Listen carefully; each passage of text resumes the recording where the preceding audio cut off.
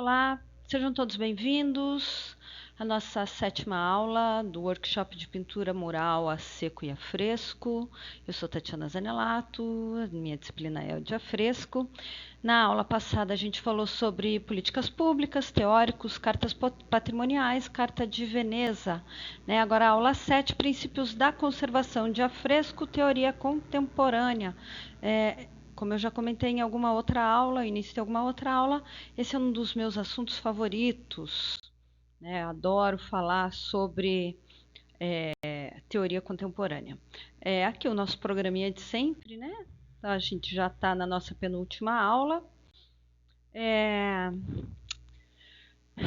Identidade e fundamentos da restauração e definições iniciais. Salvador Munhoz Vinhas, um livro bastante importante na Biblioteca do Conservador Restaurador, teoria contemporânea, embora contemporânea ela já está há 25 ou 30 anos, né, que ela foi escrita. Vinhas é contemporâneo, ainda vivo, professor da... Ele é espanhol, agora não consigo me lembrar aonde ele é professor, mas pouquíssimo se fala sobre ele. A gente ainda martela Brande, minha gente. A gente viu um pouco de Brande na aula passada, mas a gente continua citando Brande, citando carta de restauro, né? Isso é 64, gente. As coisas mudaram, o pensamento mudou. E uma definição importante é, né, que o Vinhas coloca sobre a restauração com R minúsculo. Então, o Salvador ele faz uma distinção entre restauração minúsculo e restauração com maiúsculo. A gente vai observar nos meus slides, eu também faço isso, né? Então, quando a gente falar, né? Então, assim, quando a frase se referir à restauração num sentido amplo, né? Isso é como sinônimo de conservação e restauração, se escreverá restauração com maiúscula. E quando se falar de restauração, distinguindo-a de conservação e outras operações similares, simplesmente se empregará o termo com a grafia habitual, com a minúscula. Então, esse pequeno incômodo que se cria ao tropeçar com essa maiúscula e minúscula, ela se compensa sobejamente, né, em excesso, abundantemente, pela enorme quantidade de ambiguidade que se evita. Então, no decorrer dos slides, vocês vão notando que vão ter grafias no meio da frase, né, de restauração no maiúsculo e restauração no minúsculo. Então, só para compreender, né, essas definições iniciais, para a gente não se perder lá para frente. Então, existe um consenso sobre as funções da conservação em um sentido amplo. É a atividade que consiste em manter o que agora temos, ou, em outras palavras, a conservação consiste em evitar ou prevenir as alterações futuras de um bem determinado. Essa ideia, a qual converte em redundante um termo, né, de prevenir alterações futuras de um bem determinado, né, ela é uma expressão, né, conservação preventiva, mas que pode articular-se da seguinte forma, né? Poderia argumentar que justamente as definições desse tipo são muito restritivas ou muito idealistas, né? Já que na prática o que se qualifica como conservação nem sempre consegue evitar as alterações futuras de um bem e que inclusive pode ter um efeito contrário em longo ou médio prazo, né? Então, o que é conservação? A atividade que consiste em evitar futuras alterações do bem. Será que a gente consegue realmente? Não, agora que a gente mexeu, daqui 50 anos a gente passa, tira um pozinho. Não, gente, claro que não. Então, definições desse tipo podem denominar-se como definições fatuais de conservação, né? Porque ocorre em função de um feito. Uma atividade será conservada desde que consiga esse efeito. Então, mais uma vez, o que é a conservação? né? A atividade que aspira a evitar futuras alterações, daí tudo bem, né? A atividade que consiste em adotar medidas para que um determinado bem experimente um menor número de alterações possíveis durante o maior tempo possível, né? Não é que uma vez restaurado ele nunca mais vai precisar passar por algum tipo de intervenção, né? Então, definitivamente, o que caracteriza tanto a conservação como a restauração não são suas técnicas ou instrumentos, senão a intenção de que se realizam certas ações. Não depende do que se faz, mas para que se faz. Então, a tomada de consciência das limitações práticas e teóricas da conservação e restauração fez com que praticamente a totalidade das definições contemporâneas fossem desse tipo. Então, o que é restauração? Então, segundo uma ideia muito difundida, a restauração pode ser definida de maneira simples, como atividade que consiste em devolver algo ao seu estado autêntico, né? Ele nunca vai ser original, ele nunca vai ter a originalidade completa, né, do seu início, mas a sua autenticidade. Então, a definição de restauração que oferece no dicionário em inglês, em sua edição de 1801, tipicamente factual: ação ou processo de devolver a uma condição sem danos ou perfeita, né? Não há cirurgia sem cicatriz, gente. Algum tipo de estresse, todo restauro, ele causa um estresse na sua peça. Ele nunca mais vai ser o mesmo, né? Você tirar um siso, não vai mais ser a mesma coisa. Então, algumas dessas definições, né, já passou da hora da gente rever, né? E a gente fica repetindo algumas coisas como uma decoreba. E eu acho que não, né? A teoria, né, principalmente a teoria contemporânea, ela faz a gente refletir nessas questões. Então, a identificação de conservação e restauração na prática, a conservação e a restauração se sobrepõem com a frequência de maneira de que nem sempre é possível distinguir as duas atividades. Então, por exemplo, quando se reentela uma pintura, evita-se futuras alterações do objeto devido à deformação da tela envelhecida, né, do tecido em si. Isso é uma operação de conservação, mas, simultaneamente, contribui-se para melhorar o aspecto da pintura, porque a superfície é resultante, é mais polida, é lisa. Isso é uma operação de restauração. Então, qual é a diferença, né? Hoje a gente está fazendo aqui no Brasil, a gente está depositando nossas energias para a aprovação do reconhecimento da profissão do conservador restaurador, que ainda no Brasil não é aceita, mas em vários lugares da Europa também ainda não é reconhecida. Mas aqui a gente tem uma gravidade um pouco maior sobre essa não aprovação ainda.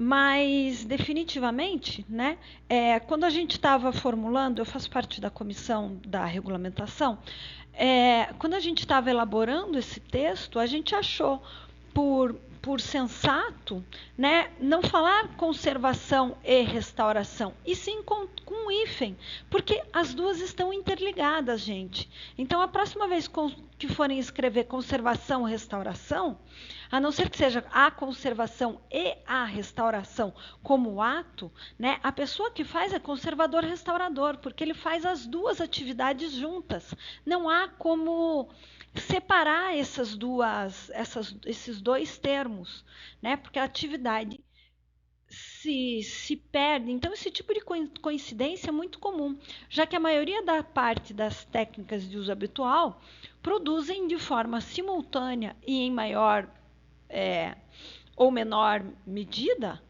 efeito tanto do tipo conservativo quanto restaurativo. Então, do mesmo modo que se inverniza essa mesma pintura, contribui-se para proteger a película pictórica de certos agentes atmosféricos nocivos, né? Então, a operação de conservação, mas também se incrementa a vivacidade de suas cores, né? Então, é uma operação de restauração. Acho que isso é bem claro, né? Então, nesse sentido, ainda que as palavras conservação e restauração sejam empregadas de forma inexata, a inexatidão é, ao mesmo tempo, constante e se baseia em um critério coerente, né? Eles descrevem conceitos precisos mediante a expressão imprecisa. Então, a incorporação desse critério às definições estabelecidas anteriormente permite superar, ao mesmo tempo reduzir notavelmente essa ambiguidade entre conservação e restauração. Então, muitas vezes, no entanto, em que a referência a casos reais se fala com relativa segurança de trabalhos de conservação e de trabalhos de restauração, como se ambas as atividades fossem discerníveis, né? Então, o fato de que a maior parte dos que pronunciam entendem o que quer dizer e que cada caso demonstra e existe critério que se distingue. Então, esse critério é a perceptabilidade da intervenção. A palavra conservação é empregada para se referir à parte do trabalho de restauração, maiúsculo, que não aspira a produzir alterações perceptíveis do objeto restaurado, né? Em contrapartida, se fala de restauração, minúsculo, para se referir à parte do trabalho de restauração que se tem um objeto a modificar, né? Que tem como objetivo, né? Modificar os aspectos perceptíveis do objeto. Então, a conservação preventiva inclui exclusivamente aquelas atividades de conservação às quais não se intervém diretamente sobre aquilo que se conserva, mas sobre os seus contextos ambientais, sobre o seu entorno, né? Então, ou seja, denominação conservação preventiva é enganosa, né? E seria mais apropriado falar sobre conservação periférica, né, do entorno ou ambiental, porque toda forma de conservação tenta evitar ou reduzir, isto é, tenta prevenir as alterações futuras do objeto. Por definição, não se pode haver uma conservação não preventiva. Todas as conservações são preventivas, né? Ninguém faz algum tipo de preservação que não seja, né, de conservação que não seja preventiva. Então, assim, só para precisar esses conceitos, né, podem ser estabelecidos 3 grandes categorias da restauração, dessa ação de se restaurar, né? Então, preservação ou conservação ambiental, que você está falando do entorno, né, conservação periférica, conservação ou conservação direta e restauração propriamente dita. Então, a preservação ou conservação ambiental, direta, indireta ou periférica, que é a atividade que se consiste em adequar as condições ambientais que se encontram em um bem para que ele se mantenha em seu estado presente. E a conservação ou conservação direta, que é a atividade que consiste em preparar um determinado bem para que ele experimente a menor quantidade possível de alterações, intervindo diretamente sobre ele, inclusive alterando ou melhorando as suas características não perceptíveis, né? Aplica-se o termo não perceptíveis para um espectador médio, né, nas suas condições habituais de observação do bem. Então, a conservação direta também pode alterar aspectos perceptíveis, mas somente por imperativos técnicos. Então, restauração, que é a atividade que aspira a devolver um estado anterior, né, os aspectos perceptíveis de um determinado bem, entendendo-se como perceptíveis para um espectador médio, em um estado normal de observação, né? Por que a gente fala em espectador médio? Porque às vezes as pessoas não estão ligadas, não estão atentas, não têm esse refinamento do olhar. Né? Então, aqui, ó, a Igreja da Ordem. A gente vai falar basicamente, né, desse restauro. Eu trouxe esse estudo de caso para a gente falar sobre essa questão das intervenções, né, sobre a Igreja da Ordem, né, que esse é um restauro de 1978, né, mural fresco e a seco. Então, aqui, gente, teve uma intervenção em 78 e um novo forro, né, e a remoção de um desenho. A remoção do desenho, tudo bem. Esse desenho, ele era uma pintura na Igreja da Ordem. Depois a gente tem uma aula só sobre a Igreja da Ordem. Mas a Igreja da Ordem, ela foi a construção mais antiga ainda, né, pré-existente em Curitiba. E no seu restauro de 78, né, restauração, onde a gente acabou de dizer que, sim, que se busca, né, uma estabilidade, que se busca uma forma de se evitar próximas intervenções, eles fazem algo muito interventivo, né? Então, eles cobrem o forro, né? Eles remetem a um outro período na igreja e fazem a decapagem desse forro da nave, né? Com uma espátula. Essa forma que foi decapado hoje traz algumas dificuldades para nós restauradores, porque essa remoção foi feita na espátula grossa, né? E agora o acúmulo dessa sujeira depositada, da passagem do tempo, ela fez com que a acomodação, né, e a forma que foi removida, que tem o desgaste da tinta mesmo, da força, né? Você tem áreas que aparece já o teu extrato. Ela está sendo, né? Ela foi muito prejudicada. Então, será que essa definição de restauração que a gente acabou de ler, ela se encaixa aqui? Né? A gente está aqui fazendo uma crítica do trabalho do amiguinho? Talvez. Mas será que naquele momento quais eram os recursos que se tinha? Né? Tudo isso precisa ser pensado.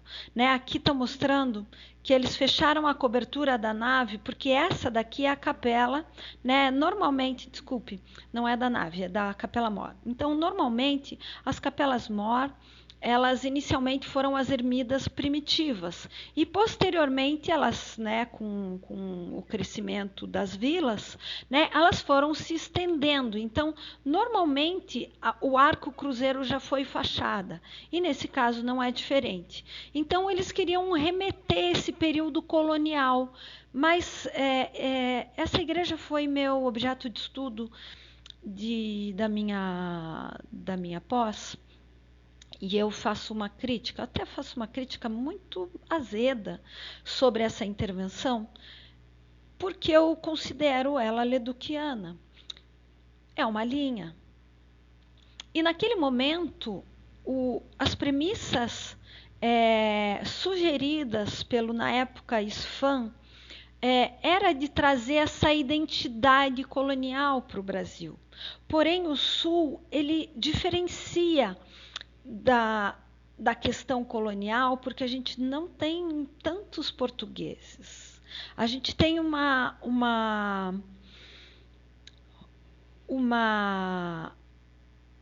preenchimento das nossas terras, basicamente, pelos alemães, pelos europeus. Não que Portugal não seja, né? Mas temos austro-húngaros, temos um outro tipo de ocupação, temos um outro tipo de arquitetura, né? Então, querer resgatar uma identidade que não temos Então é complicado, né? Quando a gente lê e se depara com algumas intervenções feitas. Mas está tudo certo, gente. Foram intervenções feitas num período em que a gente justifica essas intervenções. Então agora, 50 anos depois dessa intervenção, né? O que a gente achou justo, né? No restauro de 79, foi fechada aqui a capela, né? Olha aqui, foi inventado esse arco cruzeiro e foi feito um forro tipicamente colonial, né? Só que eles cobriram uma pintura que provavelmente poucas pessoas hoje vivas presenciaram, sabem da existência dessa pintura, né? Eu digo com clareza, né? Porque afinal de contas, essa é minha equipe, é uma equipe multidisciplinar. E o que a gente fez para poder ter? Não é nenhuma, uma permissão, né? Para poder remover e resgatar essa pintura, né? Mostrar essa pintura para a comunidade, né? Se o restauro não é isso, né? Trazer à luz esse estado original, né? Como a gente acabou de ler, eu ia ali para quê? Para dar uma garibada e dar uma pintada de novo nesse forrinho aqui? Não, gente, eu não estudei para isso, né? Então, o que a gente achou justo fazer? Os dois arquitetos restauradores que fizeram essa intervenção aqui toda, que são esses dois senhorzinhos aqui, ó, Lapastina e professor Ciro, os dois professores, tive aula com os dois, eles são arquitetos, eles são os papas do restauro em Curitiba. O Ciro mora no Rio, já escreveu vários livros sobre conservação e restauro, e são pessoas super acessíveis. Então, o que a gente fez? A gente trouxe esses profissionais para a igreja de novo e falou: olha, então, tem uma pintura aqui embaixo, lembra? Lembro. Não, a gente queria trazer essa memória do colonial, né? Trazer que Curitiba também tinha um colonial, blá, blá, blá, né? Eles tinham toda a argumentação para a intervenção deles e ainda o aparato do ISFAM, né, do IFAM hoje. Mas naquele momento, né, hoje, preservar isso, eu não vejo muito sentido mais, né? Então a gente foi ali, tipo, pedir uma autorização e dizer assim: e o que vocês acham agora se a gente abrir esse vão, né? Porque aqui em cima, vocês não vão conseguir ver nessa imagem, a gente tem o arco cruzeiro original, né? Isso aqui foi feito. Isso aqui é concreto armado, gente, né? Isso é uma intervenção de 70, né? Aqui, vocês não vão conseguir ver o volume, mas aqui era a parede em pedra, né? Então a fachada dessa igreja vinha até aqui. E a gente pegou a nossa equipe, reuniu com os dois professores, conversamos e entramos num consenso que hoje é a melhor. É uma boa ideia, é um bom projeto abrir isso, né? Essa intervenção já teve o seu legado, agora é a nossa vez, né? Tanto que a gente já removeu, depois a gente descobriu que embaixo dessa pintura tem outra pintura e é isso que a gente está resgatando, é isso que a gente está restaurando nesse momento, né? Então, aqui já removido toda essa estrutura, né? Vamos pensar que quanto tempo as pessoas ficaram sem saber dessa pintura, né? Aqui é cheio de buracos, cheio de coisas. Essa marcação é que eu queria provar que já estava aqui uma abertura, né? Eles fizeram um alçapão aqui para ter acesso nesse forro.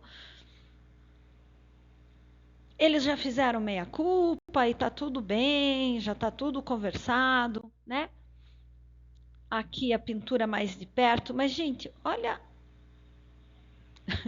Depois eu fiquei pensando, ok, essa pintura não é de uma qualidade artística assim tão rebuscada, né? Talvez eu também cobrisse. Mas, enfim. Então, esse conceito, né, de autenticidade, qual que é esse conceito de autenticidade cultural, artística, né? Então, ele tem tanto a ver com um presente inventivo quanto um passado. Então, a sua manifestação material, né, a sua conservação ou ressurreição, a gente está praticamente ressurgindo com a Igreja da Ordem, né? Eu acredito que o público vai se impressionar quando ela estiver pronta, né? Eu espero profundamente que se impressionem e tenham que tenham um bom conceito, né? Que aprovem essa intervenção, né? Mas quando eles fazem uma intervenção que recria um espaço colonial, que se sabe que alguma vez teve, porque a igreja é de 1637, mas que não tinham, a gente não tinha ligação, a gente não tinha dados de como era, né? Mas eles usaram uma espécie de conceito de autenticidade, né? E agora eu estou fazendo um outro conceito de autenticidade, né? Então, essa imagem aqui, o que vocês veem aqui, né? É um armazém de secos e molhados, tipicamente mineiro, não sei se, né, isso aqui é muito mineiro, de uma região muito específica de Minas, né? Então aqui eles recriaram, mas o que é? Isso é realmente um armazém? Não, isso não é um armazém, né? Então o conceito de autenticidade, né, cultural e artística, trago aqui mais uma vez essa imagem e essa frase, tem a ver tanto com um presente inventivo. Isso daqui é um presente inventivo. Isso é em BH, dentro da estação do trem, tem o Museu dos Ofícios, né? E daí ele mostra vários ofícios e ele vai recriando esses cenários, né? Então a recriação de cenários e às vezes algumas intervenções de restauro, elas não deixam de ser um cenário, né? Recentemente, não tão recente, mas alguns anos atrás, uma edificação muito característica em Curitiba pegou fogo. Não foi assim nada tão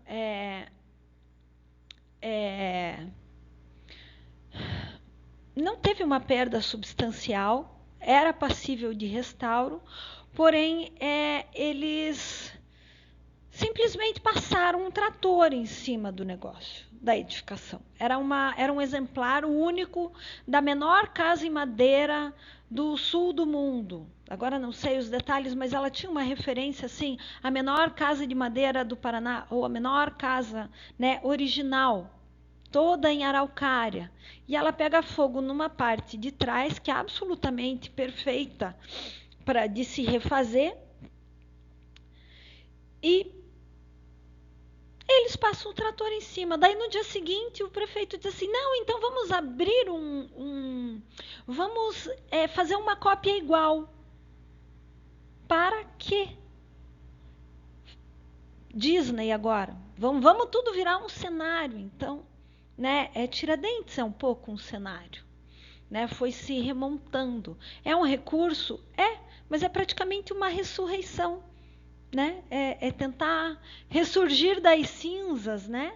Então a gente tem que tomar muito cuidado com as intervenções, né? Então a restauração de verdade, né? Eu trago aqui o caso do Cavalheiro, do El Greco, né? Com a mão no peito, é um dos quadros mais conhecidos de toda a obra do El Greco e pode-se considerar uma das peças de referência do Museu do Prado, desde sempre a expressão nobre, melancólica, né, hierático do retratado, seu gesto artificial, né, a densa sobriedade dessa pintura tem sido reproduzidas várias vezes em catálogos, em dispositivos, reportagens, então passaram a formar parte do imaginário de muitas pessoas.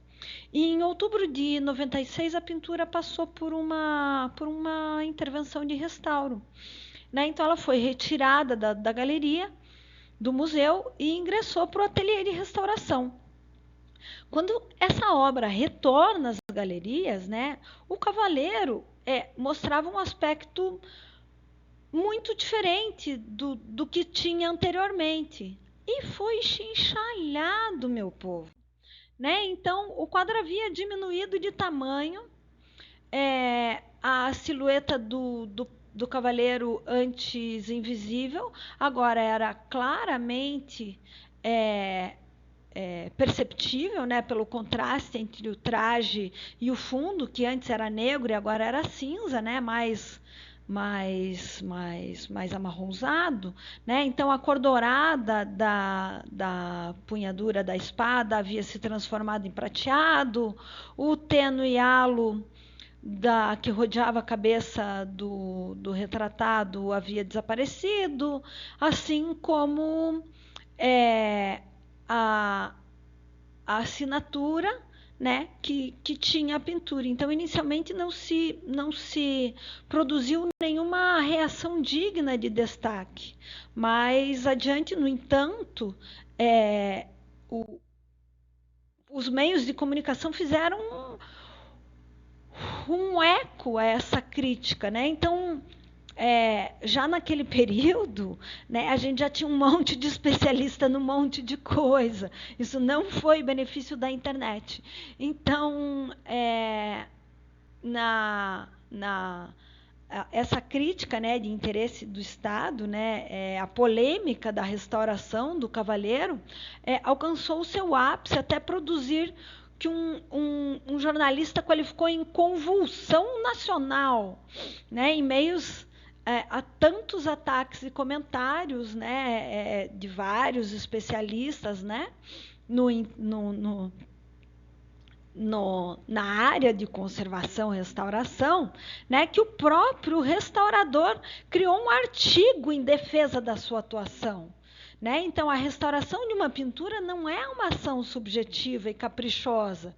Né? Eu sempre falo, restauro é uma ação técnica. Né? Ela tem técnica, não é um gosto. O restaurador não tem gosto, não é um critério de gosto, é um critério científico, né? Que não é uma como é que é?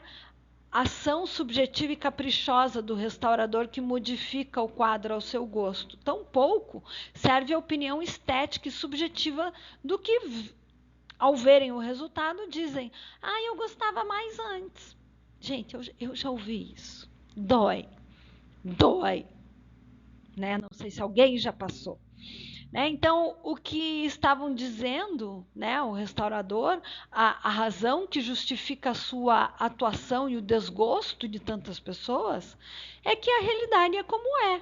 O que o restaurador não poderia alterá-la, né? Que o seu trabalho atendia a uma realidade objetiva da própria obra, que era independente da sua vontade e a vontade dos espectadores. Né? Então, eu trago aqui esse homo. Né? Essa obra ficou famosíssima, né? Então, quando a dona Cecília resolveu dar uma garibada nessa imagem, ela estava nesse estado.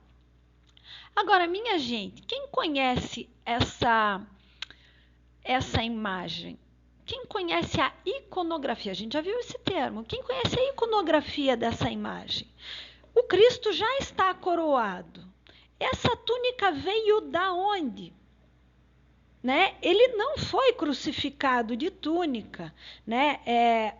Se vocês observarem bem, né, essa imagem, essa túnica não tem a qualidade artística desse rosto. Ela já tem uma alteração.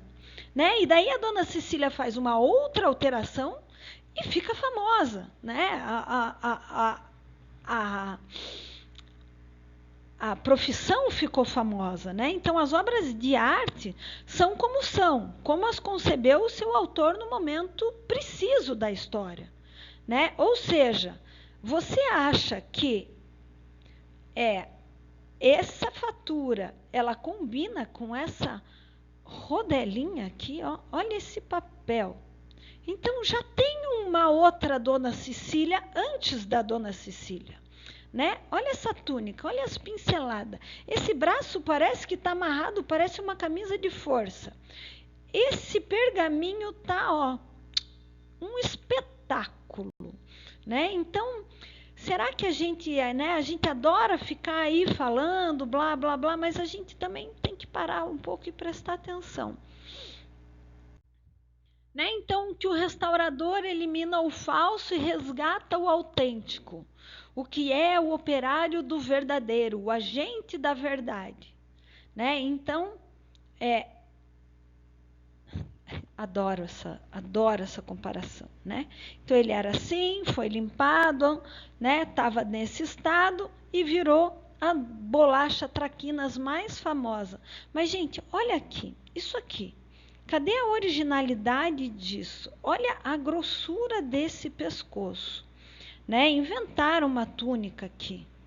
Por quê? Pelo pudor, por uma... A gente já viu isso também, né? Sobre alterações, ou por gosto, ou porque, meu Deus, mas ele está sem camisa dentro da igreja.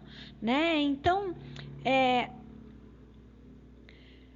será que aqui o restaurador estava realmente eliminando o falso e resgatando o autêntico? Não, então essa ideia do estado autêntico do objeto é muito comum. Com frequência as reflexões sobre a restauração fazem alusões a valores como a autenticidade ou a realidade do objeto restaurado. Será?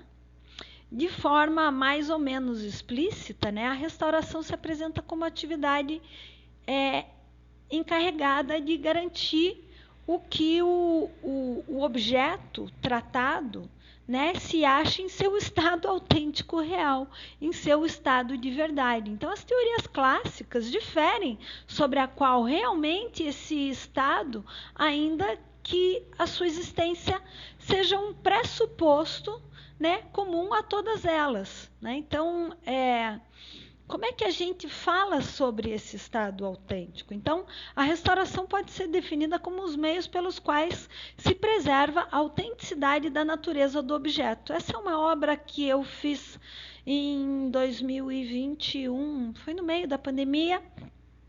Vocês conseguem notar aqui no slide uma trinca muito severa.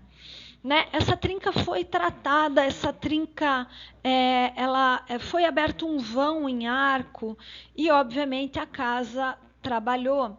E a gente teve uma diferença, uma diferença de nível. Né? Se eu fosse nivelar essa quase um dedo de diferença dessa trinca, eu ia passar massa daqui para cá e ia cobrir o original. Ah, mas o original não tem trinca, mas agora a realidade dele é outra. Agora ele tem uma trinca. Está tratada? Tá. Está estabilizada? Tá. Então vamos aceitar que o negócio está intacto, a não ser pela trinca? Então, a única reintegração, a única apresentação estética que tem nesse espaço, né, nesse falso lambril de madeira, que é de uma perfeição, né? Já imaginou? Eu ia emassar, ia fazer assim, pelo menos 15 centímetros de massa, ia ter que reintegrar isso. Eu ia cobrir o original. Então, qual é o seu estado autêntico? Né? Será que no decorrer do tempo o nosso estado autêntico não muda? Né? Ah, então, vamos lá, de paraloide, paraloide, de paraloide, paraloide. O meu estado autêntico é qual? Né? É no paraloide? Tudo bem. Mas e depois para sustentar isso? Né? Será que eu não vou ter aqui uma outra rachadura, umas fissuras, né? Uma olheira que nunca acaba? Né? Então, essa questão do estado autêntico do objeto, ela sempre tem que ser discutida. Então, ainda que outros restauradores mais modestamente aspirem a recuperar uma aparência mais parecida possível à que tinha a pintura quando saiu do cavalete, é meio impossível. E a pátina do tempo? Então, aqui eu tenho alguns, né, a gente já falou sobre os teóricos, né? Mas eles falam sobre essa questão do estado autêntico, né? É a reabilitação do documento ao seu estado original de gênese, né? Será que isso é possível? Será que a gente consegue voltar ao nosso estado original da gênese, da criação?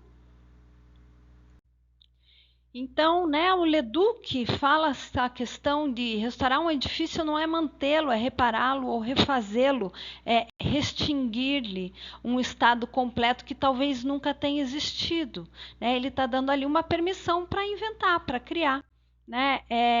Então, o estado autêntico como estado pretendido pelo autor. Né? Então, essa posição parecia clara em meados do século passado e que, na verdade, não é muito. Né? Então, se crê indiscutível que o objeto daqueles a que se confia o cuidado das pinturas, nós, conservadores restauradores, né, é que apresentá-los das formas mais parecidas possíveis que o artista quis fazê-lo, né? Então eu trouxe aqui essa questão do, né, aqui o painel da Vila Sofia, né? Será que o artista queria realmente assim, todo pontilhado, esse é o mais parecido possível, ou será que esse foi o estado que eu consegui fazer? Então, né, o Ruskin, né, ele fala sobre é melhor manter uma ruína do que restaurá-la, né? Ele é mais ele tem uma postura anti-restauratória, né? Então o Ruskin constrói, de um certo modo, um precedente, mas que nem a teoria contemporânea da restauração é anti-restauratória, né? Nem Ruskin aprovaria boa parte dos princípios éticos que dela derivam. Então, por outro lado, a autenticidade de cada estado se identifica diretamente, né? Então, definitivamente, o reconhecimento de que podem existir vários protoestados, né, que dependem de quem os estabelece e de suas ideias particulares, é ou deveria ser uma premissa fundamental em qualquer operação de restauração.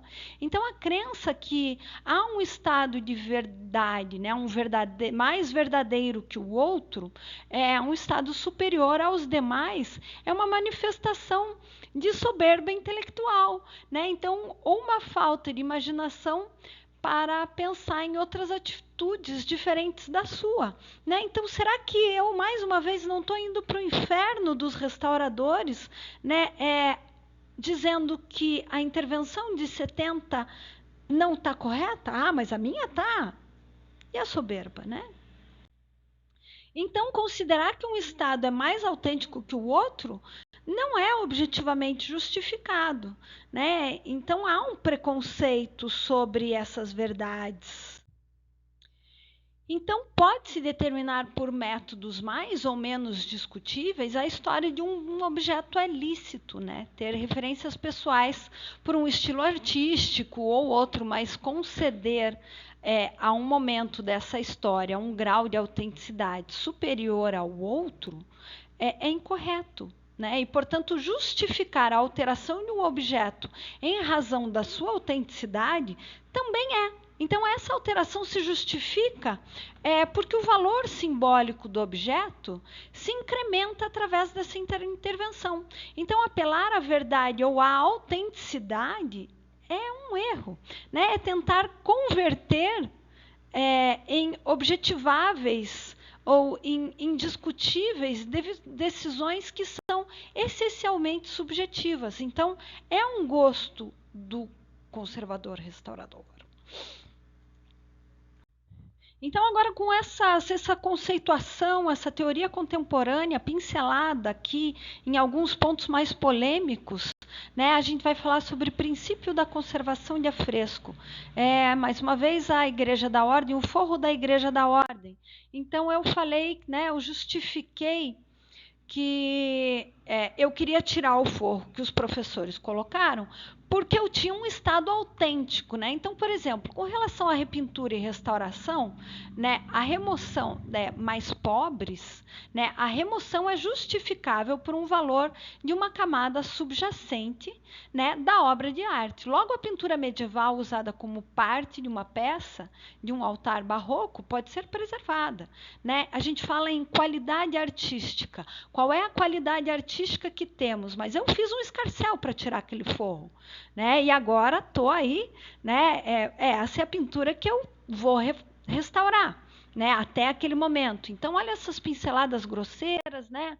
Olhe o estado que ela está, né? Olha a qualidade, né? Então, no caso de uma obra de arte que tenha sido seriamente danificada e que tenha perdido a sua unidade potencial, nenhuma reintegração deve ser permitida, porque isso iria facilmente resultar no domínio de uma nova realidade e na destituição da autenticidade do objeto histórico. Portanto, as reminiscências existentes devem ser preservadas como ruínas, né? Então, no meu caso, né, eu iria restaurar essa pintura de qualidade artística não muito criteriosa, né? E que tipo de intervenção eu faria? Mas, por sorte, né, de uma maneira, essa teoria, né, ela forma um tipo de gramática cujo o uso requer uma consciência histórica madura. Você tem que ter toda aquela pesquisa, toda aquela metodologia lá atrás muito forte, muito precisa, né? Então, a arquitetura, por um lado, cria problemas diferentes daqueles aplicados a objetos móveis, né? Uma pintura do forro é um objeto móvel. Então, a questão relacionada com a sua estrutura é a única evidência tangível da sua história e, algumas vezes, os seus valores estéticos passados, formados com a contribuição de várias gerações, mas cobertos por uma aparência mais recente. Então, no tocante à arquitetura, essa teoria mantém a validade em sua essência, porém, os termos de referência precisam ser definidos em cada caso, mesmo na restauração de obras de arte, como pinturas murais que são.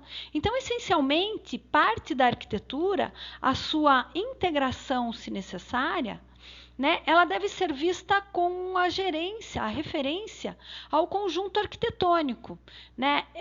Isso pode justificar a intervenção para que uma pintura individualizada podem não ser apropriadas, né? Então, eu tinha essa pintura, eu ia restaurar essa pintura e, de repente, eu descobri uma outra muito melhor embaixo. Então, a minha justificativa de remover essa pintura não é pela sua originalidade, pelo seu estado original, mas aqui eu tenho uma qualidade artística melhor e, curiosamente, ela é mais antiga, ela é do período de 1880, da vinda de Dom Pedro. Então, a remoção de acréscimos posteriores podem ser consideradas uma exceção. No entanto, examinando a unidade da obra de arte, quando comparada a outros produtos humanos, essa depende principalmente de suas qualidades artísticas. No caso de um conflito, né, os valores artísticos dominariam sobre os históricos. Nesse caso, por sorte, não. Né? Então, veja só a qualidade, né? O rebuscamento dessa pintura que está intacta. Né? Aquelas rachaduras que a gente via, a maioria delas de superfície, da própria pintura feita em cima dessa pintura cal. Então, lembra que eu comentei com vocês que eu tinha um mezzo fresco, né? Então, está aqui o meu mezzo fresco. Então, em alguns casos, tornou-se moda a tentativa de prover janelas arqueológicas na superfície do muro, né? Uma espécie de lacuna artificial mostrando evidências de fases anteriores, né? Tem um glamour nessa coisa das fases anteriores. mostrando evidências, né, da construção como fragmentos de fechamentos de janelas, né, portas ou arcos, embora isso possa ser entendido como parte de uma justificativa documental de uma restauração, né, a disposição indiscriminada de elementos amalgamados como parte única de uma arquitetura histórica, né? E dificilmente podem ser justificadas, que já normalmente significa a destruição da unidade ou do conjunto da arquitetura. Então, considerando que monumentos históricos e obras de arte são únicos e que são muitos os seus valores dependem da preservação de sua autenticidade, deveriam ser nosso dever uma atenção especial a esse tempo, né, a esse aspecto, a analisar com calma realmente essa autenticidade. Então, aqui é nítido que há um ganho muito grande em se remover essa pintura, né, não só pela justificativa histórica, mas pela qualidade artística também. Né? Olha a delicadeza desses traços. Esse arabesco, eu acredito que seja uma pintura de 40, 49. A gente tem pouca documentação dessa intervenção na igreja, a gente não está muito preciso. Mas essa aqui a gente sabe que é de 1880. Né? Então, não é só o critério artístico. Olha ele saturado, como ele reacende, como não há quase intervenção a ser feita. Né? Ela praticamente vai estar no seu estado mais possível original, passados muitos anos.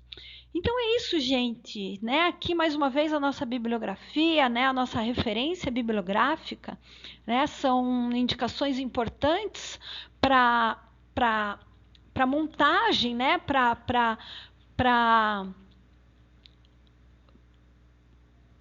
a compreensão desse conservador, restaurador. Então, se atentem nessas referências aqui. E é isso, muito obrigada. Agora vamos para a nossa última aula e até a próxima.